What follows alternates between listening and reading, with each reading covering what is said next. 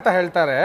ನಾನು ಹೇಳೋದು ಅಲ್ಲಿರುವಂತ ಯಾರೇ ಇರಲಿ ಮೇಡಮ್, ಅವ್ರಿಗೆ ಪರಿಹಾರ ಕೊಟ್ಟು 5 ಲಕ್ಷ ರೂಪಾಯಿ ಕೊಟ್ಟು ಮನೆ ಕಟ್ಕೊಟ್ಟು ಇದು ಮಾಡಿಲ್ಲ ಅಂತ ಹೇಳಿದ್ರೆ ಇದು ಸರ್ಕಾರದ ಬುಲ್ಡೇಸರ್ ಸರ್ಕಾರದ, ಕಾಂಗ್ರೆಸ್ ಬುಲ್ಡೇಸರ್ ಸರ್ಕಾರದ ಇದು 4 ಗಂಟೆ ರಾತ್ರಿಗೆ ನುಗ್ಗಿರುವಂತ ಹೇಳಿತನ ಅಂತ ಹೇಳ್ಬೋದು ಮೇಡಮ್. ಅದನ್ನ ಬಿಟ್ರೆ ಏನು ಮಾಡೋಕ್ಕಾಗಲ್ಲ ನಾವು. ನೋಡಿ 18 ಬಾರಿ ನೋಟಿಸ್ ಕೊಟ್ಟಿರೋದು ನಮ್ಮ ಮಿತ್ರರಿಗೆ ಗೊತ್ತಿಲ್ಲ ಅನ್ಸುತ್ತೆ. ಒಂದ್ ನಿಮಿಷ ಭ್ರಷ್ಟರು ಅಂತ ನೀವೇ ಹೇಳಿದ್ದೀರಾ.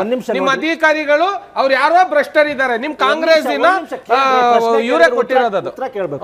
18 ಬಾರಿ ಅಧಿಕಾರಿಗಳು ನೋಟಿಸ್ ಕೊಟ್ಟಿದ್ದಾರೆ. ಸಿಎಂ ಹೇಳಿದ್ದಾರೆ ಯಾರು ಅರ್ಹರಿದ್ದೀರೋ ಅವ್ರಿಗೆ ನಾವು ಬದಲಿ ವ್ಯವಸ್ಥೆ ಮಾಡ್ತೀವಿ. ಅಲ್ಲ ಒಂದ್ ನಿಮಿಷ ಕೇಳ್ರಿ.